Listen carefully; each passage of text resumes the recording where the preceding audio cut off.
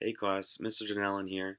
We're going to continue reading our book, Jim Rogers, Street Smart, about Wall Street and about the economy.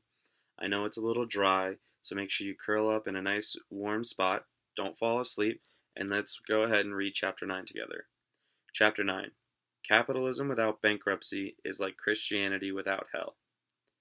The Federal Reserve Chairman, by law, is required to report twice a year to Congress on the Fed's monetary policy and is called to testify on numerous other issues at various times.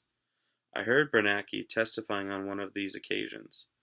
I was in a hotel room somewhere, and the television was on, and when asked to comment on the decline of the dollar, he answered that it was absolutely no consequence except to the Americans traveling abroad.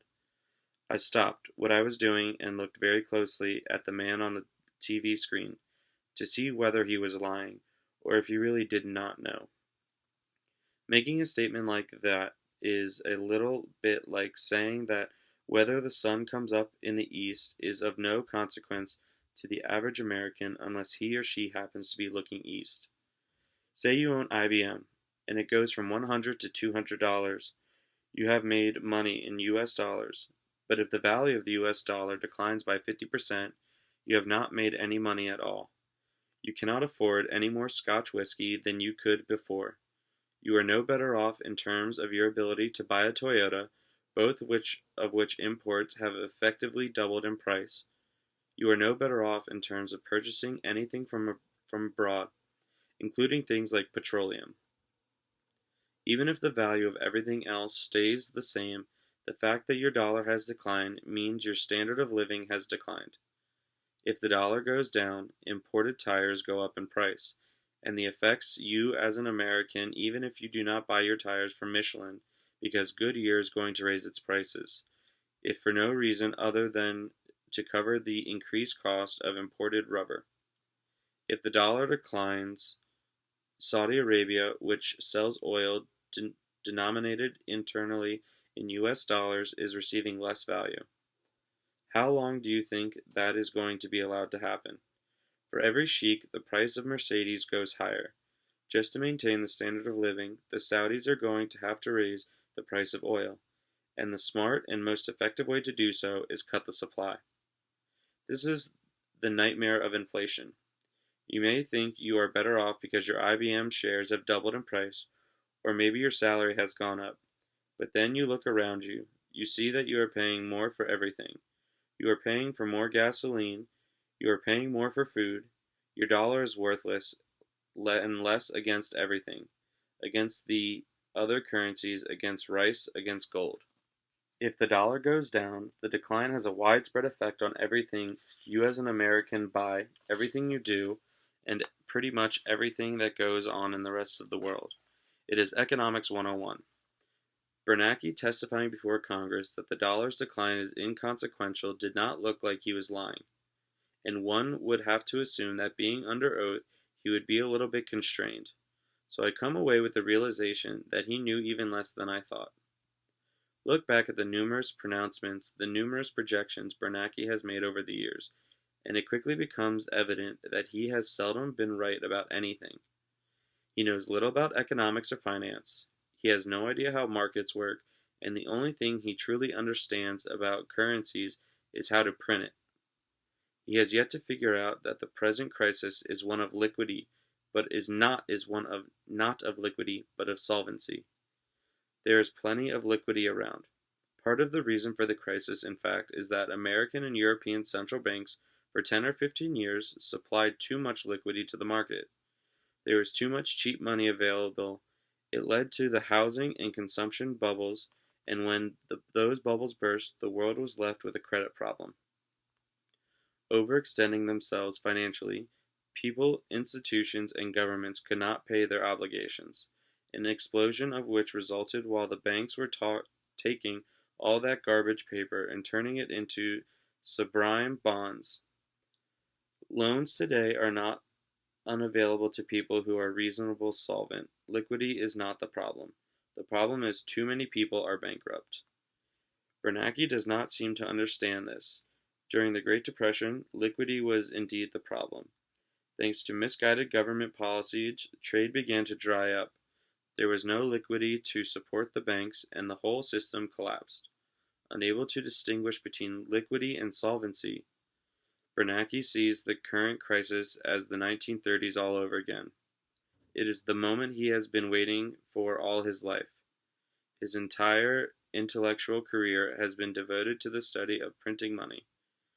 Give the guy a printing press, and he's going to run it as fast as he can, just as a guy with a hammer sees everything as a nail. But you do not solve the problem of too much debt with more debt. If printing money led to prosperity, Zimbabwe would be the most prosperous country in the world. With Bernanke at the helm, nobody fails.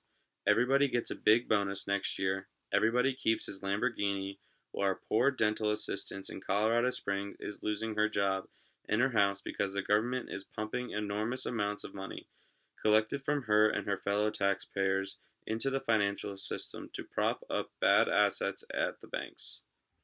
Rewarding failure, incompetence, and, in some cases, illegality, the government is buying bonds on what have already proved to be losing ventures run by mediocre people. It is throwing good money after bad, and thereby discouraging growth. All the competent people see all those bad assets sitting there, waiting to make a claim on the good, and are inevitably scared of, along with their money, leaving behind a stagnant economy with no new dynamic forces at work.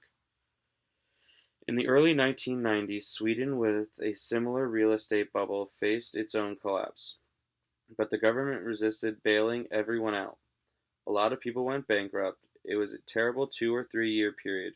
But since then, Sweden has boomed and is now one of the soundest economies in the world, and its currency today is much stronger than most, partly due to the country's suffering through the difficult period. The same thing happened in Mexico in 1994 and in Russia and Asia in the late 1990s. All these nations went through the ringer. People went bankrupt, and all emerged through the horrible pain thriving, sound, solid, and growing. In the early 1990s, Japan experienced a big bubble in real estate and stocks. When I was traveling through the country by motorcycle on my first trip around the world, the price of a country club membership in Japan exceeded the price of a house. It was awe-inspiring what people in Japan were willing to pay to play golf. The bubble was just peaking. The bubble eventually popped and everything collapsed, and the government refused to let anyone fail. What resulted were what we now call zombie banks and zombie companies, institutions, and we identify as among the walking dead. When I passed through Japan on my second trip around the world 10 years later, its suicide rate was higher than that of any developed country. Everyone was despondent, looking for security. Government jobs were highly sought after. The Japanese were referring to the 1990s as the lost decade. And now the lost decade has become two. Today, more than 20 years after the crash, the Japanese stock market is 75% below where it was in 1990. The suicide rate is still high, and the birth rate is among the lowest in the developed world. The sense of insecurity and lack of confidence going forward have not abated. Even in the depths of the Great Depression, the American stock market dropping 90% bottomed out only for a few months. In Japan, it has been over 20 years. In propping up the country's failing entities, the Japanese government extended the crisis, and this is the approach the United States has chosen to take. America has had great collapses before. In 1907, the whole financial system went under, and yet in the 20th century we came back strong. You can go back through American history and find examples of banks and insurance companies collapsing and states, counties, and municipalities going broke. After World War I, the United States had a serious economic setback, but the government balanced its budget while the Federal Reserve raised interest rates to curb inflation. We took our pain for several months, but were then rewarded with roaring 20s. Perhaps if people in Washington, D.C. read history or understood economics, we would stop using taxpayer money to prop up failure. The world has suffered financial panics, financial disasters since the beginning of time. It is not fun. It happens, and the world survives. Let us look at Japan again. In 1966, Japan experienced a staggering collapse. Every stockbroker in Japan went bankrupt. Every broker. Was it the end of the world? No. Every broker and every investment bank was allowed to go bankrupt. Over the next 25 years, Japan enjoyed phenomenal success, unexceeded by that of any nation in the second half of the 20th century. But the United States has chosen to follow in Japan's more recent footsteps. Politicians worried about the next election and bleeding bankers worried about the next bonus carry the day. Like every entitled interest group in what is now the largest debtor nation in history, where everyone has his hand out and the federal government operates like Tammany Hall, the rich deserve payouts too.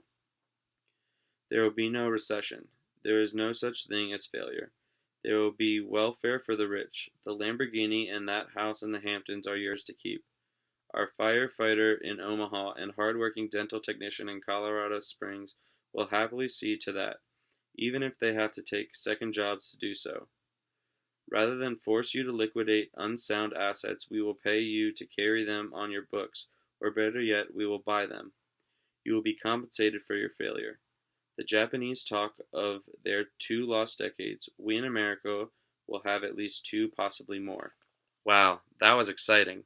We'll continue reading this in class and as homework. I'll see you all tomorrow.